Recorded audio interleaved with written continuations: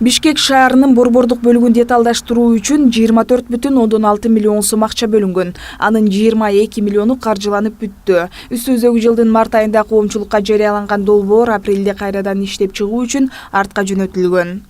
Данные работы начались в 2013 году.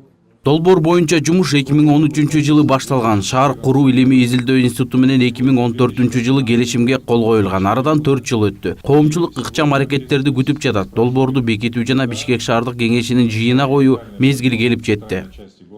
Деталдуу пландоо долбоору 3641 гектар аймакты камтып, Курманжандатка, Ахунбаев, Садырбаев жана Жибек жолу проспектиси 4 бурчтоогун өзүнө алат.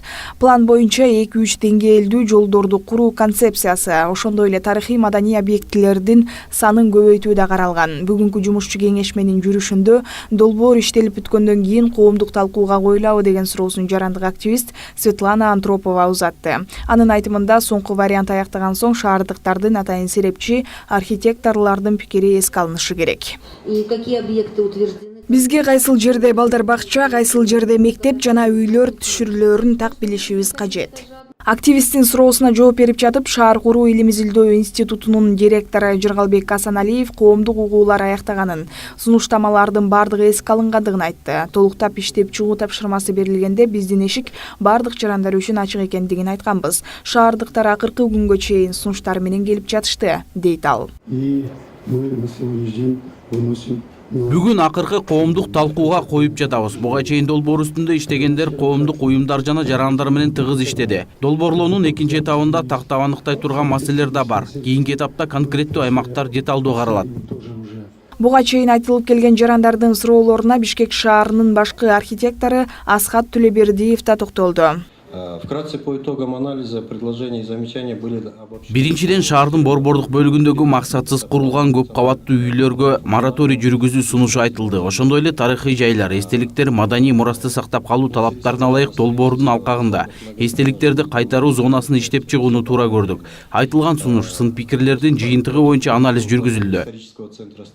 Бишкек шаарынын вице-мэри Бакытбек Дүйшенбиев документ БШК депутаттарынын талкуусуна коюлгандан кийин мыйзам боюнча эл өкүлдөрү 2 ай коомдук талкуу жүргүзөт дейт. Борбор калаанын жашоочулары долбоор алкагында сейил бактардын сакталып калышынын маанилүүлүгүнө токтолушту. Мы исследовали все парки и скверы. Буга чейинки коомдук талкууларда биз сейил бактарды советтер мезгилинде бекилген абалында калтырууну өтүнгөнбүз. Азыркы учурда көп эс алуучу жашыл аймактар курулуш иштерине берилип, жеке адамдарда мамлекеттин уруксаат кагазы бар.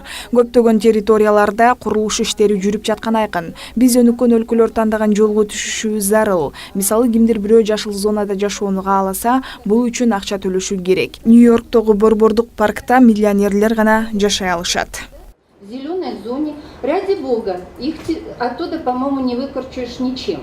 Алича Умуралиеванын баамында мындай механизм шаардык бюджетти толтуруу менен парктардагы курулуштардын санын кыскартат. Түшкөн каражаттар жашылдандырууну калыптандырууга жумшалуусу керек. Ал ортодо Азиз Сурахматов бизнес үчүн максималдуу жагымдуу шарттарды түзүп берүү керектигин белгиледи. Айтымында деталдуу пландоо долбоору менен ишкердиктин каалоолорунун ортосундагы алтын ортону аныктаган документ бар.